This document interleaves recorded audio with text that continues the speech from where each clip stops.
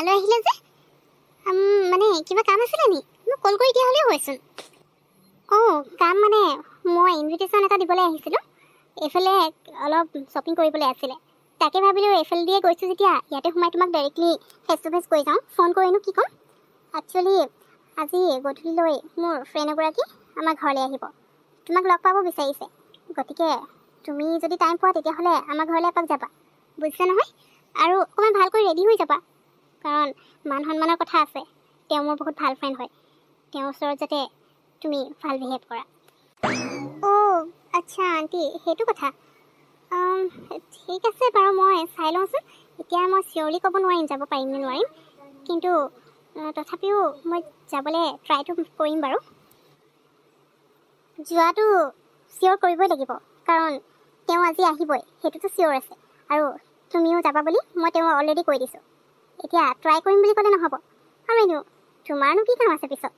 এতিয়া গধূলি 5টামান বজাতে তুমি বুটিকখন বন্ধ নকৰা জানো? তাৰপিছতো যাব পাৰিবা, আৰুনো বেলেগ কি কাম থাকে?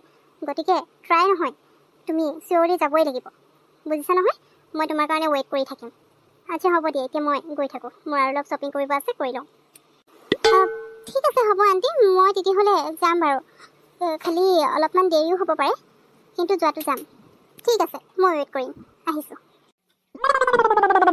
এই টিকুৰ মাকক নহয় মই কেতিয়াবা বুজিয়ে নাপাওঁ, মানে খংহে উঠে আৰু। কৈছোৱে মই চিয়ৰলি ক'ব নোৱাৰিম যাব পাৰিম নে নোৱাৰিম। মোৰ কামৰ কথা কি নাজানে নেকি? কেতিয়া কাষ্টমাৰ আহি যাব আৰু কিমান দেৰি হৈ যাব। কেতিয়াবাতো যাওঁ বুলি ওলাওঁহে কাষ্টমাৰ আহি পায়, উপায় নাপায় তেতিয়া মই বন্ধও কৰিব নোৱাৰোঁ। সেইটো কথাকে বুজি নাপায় মানে। তেওঁৰ সেই ফ্ৰেণ্ডগৰাকীহে বেছি ইম্পৰ্টেণ্ট, কোনো ইমান খাছ ফ্ৰেণ্ড। খংহে উঠে আৰু কিনো ভালকৈ যাব লাগিছে। মই কিবা এতিয়া বেয়াকৈ আছোঁ নেকি? কথাও কয় আৰু মানে নিজকে বেছিয়ে ষ্টেণ্ডাৰ্ড দেখা। হ'ব পিহু, ইমান আৰু খং কৰিব নালাগিছে। হ'ব দে, এতিয়াতো মানে তই যেতিয়া নেকি সেইখন ঘৰৰ হ'বলগীয়া বোৱাৰী, তহঁতৰ অলৰেডি ৰিং চেৰেমনিও হৈ গ'ল, বিয়াখনহে বাকী আছে হ'বলৈ। গতিকে এতিয়া তোৰ হ'বলগীয়া শাহু মায়ে তোক যেনিবা মাতিলেই, তেওঁৰ চাগে কোনোবা খাছ ভাল কোনোবা ফ্ৰেণ্ড হয়, কোনোবা ডাঙৰ কিবা কৰাও হ'ব পাৰে ন। সেইটো কাৰণে তোক ভালকৈ মানে কি আৰু ধুনীয়াকৈ যাবলৈ কৈছে, যাতে তেওঁ মানে তোক সেই ফ্ৰেণ্ডৰ আগত চিনাকিতে ভাল পায়। সেইবুলি আৰু ইমান খংনো কি কৰিব লাগিছে? নহয় অজুলি, সেইটো কথা নহয়, সেইটো বাৰু গম পাইছোঁ। তথাপিও ন, মই কৈছোঁ যে যাবলৈ ট্ৰাই কৰিম, কিন্তু চিয়ৰলি ক'ব নোৱাৰোঁ। কৈছে বোলে ট্ৰাই কৰিলে নহ'ব, চিয়ৰলি যাবই লাগিব। তোমাৰনো পিছত গধূলি কি কাম থাকে? কি মোৰ কাম নাথাকে বুলি ভাবিছে নি? এতিয়া ইমানবোৰ মানুহে মোক ড্ৰেছ মানে এনেকৈ কাষ্টমাইজ কৰি বনাবলৈ দি থাকে, কিমান অৰ্ডাৰ পেণ্ডিং হৈ থাকে। সেইবোৰ মই ঘৰত কিছুমান গৈ পিনে কাম কৰিব লগা হয়। সেইটো কথা নাজানে নেকি আণ্টিয়ে? একদম যেনেকৈ কৈছে যে মই একেবাৰে কাম বন নাই আৰু, দোকান মানে বন্ধ কৰাৰ পিছত আৰু মই একদম ফ্ৰী, তেনেকৈ কথা ক'বলৈ আহে। সেইটো কাৰণে খং উঠিছে। ইমাননো কি খাছ ফ্ৰেণ্ড হয়, গ'লেহে গম পাম। হ'ব পিহু, এতিয়া সেই খং চং বাদ দে। এইবোৰ কৰি থাকিলে মানে তোৰ আৰু দেৰিহে হ'ব। ব'ল সোনকালে ঘৰলৈ যা, তই আকৌ ঘৰলৈ গৈ ৰেডি হ'বলৈও আছে। দেৰি হৈ নাযাব জানো? এতিয়া অলৰেডি 5:30 হ'লেই। গতিকে যাওঁ ব'ল, এতিয়া খং পিছত কৰি থাকিবি। জুলি তই ঠিকেই কৈছ। মোৰ আণ্টিৰ ওপৰত সঁচাকৈ খঙেই উঠিছে, অলপতো বুজিব লাগে। আৰু এই গধূলিখন মাতিছে, দিনত মাতিলেও হয়চোন। কিবা আৰু মানে ৰাতিখন এতিয়া মই ছোৱালী মানুহজনী ইমান দূৰ যাবলৈ সেইটোও বুজি নাপায়, মানে একদম আহিবই লাগে বুলি যেনেকৈহে কৈছে। ব'ল যাওঁ সোনকালে, দেৰি কৰি থাকিলে মোৰে আকৌ দেৰি হ'ব। ময়ো তাকে কৈছোঁ। আৰু তই যোৱাৰ আগতে টিকুক এবাৰ ফোন এটা কৰি ল'বি, সি বা জানে নে নাজানে, কাৰণ কিছুমান কাম আকৌ মাকে টিকুৱে নজনাকৈ কৰে যে, সেইটো কাৰণে সুধি লোৱাটো ভাল হ'ব। তাৰপিছত তাকে লৈ যাবলৈ ক'বি আৰু সিহঁতৰ ঘৰলৈ। তাকতো ফোন কৰিবই লাগিব। তাৰ মাকে মোক যে আজি সিহঁতৰ ঘৰলৈ ইনভাইট কৰি থৈ গৈছে, সেইটো কথা মই তাক ক'বলৈ সময় পোৱা নাই নহয়। এতিয়া ফোন এটা কৰি ল'ব লাগিব, সি গম পায় নে নাপায়। মাকে বা কি বুদ্ধি কৰিছে ঠিক নাইতো। কল সোনকালে কৰি লওঁ পাই, ব'ল গৈ থাকোঁ। আণ্টি, মই আহি পালোহি দেই। অকণমান দেৰি হ'ল আৰু, মানে আজি ওলাবৰ সময়তে আকৌ কাষ্টমাৰ আহি গৈছিলে যে, তাৰপিছত আকৌ ঘৰলৈ গৈ ফ্ৰেছ হৈ ৰেডি হৈ মেলি ওলাই আহিছোঁ যে, সেইটো কাৰণে অকণমান দেৰিয়ে হৈ গ'ল। হেৰি নহয়, তোমাৰ হ'বলগীয়া বোৱাৰী এজনী নি? পিন্ধন কিন্তু বৰ বেলেগচোন, একদম মডাৰ্ণ ছোৱালী নিচিনা লাগিছে। এনেকুৱানো ড্ৰেছ পিন্ধি আহিব লাগেনে? মোৰ ঘৰৰ বোৱাৰী হ'লেতো মই কেতিয়াও এনেকুৱা ড্ৰেছ কৰিবলৈ নিদিওঁ দেই। এনেই চিম্পল কুৰ্তি চালৱাৰ সেইবোৰ পিন্ধিছে বেলেগ কথা, এনেকুৱা ড্ৰেছ আৰু লগাব লাগেনে? পিহু, এইবোৰ কি? মই তোমাক ইনভাইট কৰিবলৈ যাওঁতে কোৱা নাছিলোঁ মোৰ ফ্ৰেণ্ড আহিব, অকণমান ধুনীয়াকৈ আহিবা বুলি? আৰু এইবোৰ কি ড্ৰেছ পিন্ধি আহিছা তুমি? মই গম পাইছোঁ বৰ্তমান এইখন ঘৰৰ বোৱাৰী নহয়, কিন্তু তুমি মোৰ বোৱাৰী, মোৰ এইখন ঘৰৰ হ'বলগীয়া বোৱাৰী হয়। গতিকে এতিয়া বিয়া হোৱা নাই বুলি কথা নাই, তোমালোকৰ ৰিং চেৰিমনি হৈ গ'ল যেতিয়া গোটেই মানুহে জানে যে তুমি এইখন ঘৰৰ হ'বলগীয়া বোৱাৰী। গতিকে অলপ মাৰ্জিত কাপোৰ কানি পিন্ধিলে মই ভাল পাওঁ। এইবোৰ কি পিন্ধি আহিছা? তাকো মই তোমাক কৈ থৈ আহিছোঁ যে মোৰ ফ্ৰেণ্ড আহিব, তাৰপিছতো তুমি এনেকুৱা কাপোৰ পিন্ধি আহিছা। এইটো কিন্তু ভাল নকৰিলা তুমি দেই, একদম বেয়া পাইছোঁ মই। আণ্টি, আপুনি এইবোৰ কি কথা কৈছে? আপুনি আকৌ কেতিয়াৰ পৰা মোৰ ড্ৰেছৰ ওপৰত কমেণ্ট কৰিবলৈ ল'লে? আৰু এইটোনো কি বেয়া ড্ৰেছ? আৰু আপুনি যে কৈছে মই আপোনাৰ ঘৰৰ হ'বলগীয়া বোৱাৰী, সেইকাৰণে মই মাৰ্জিত কাপোৰ পিন্ধিব লাগে।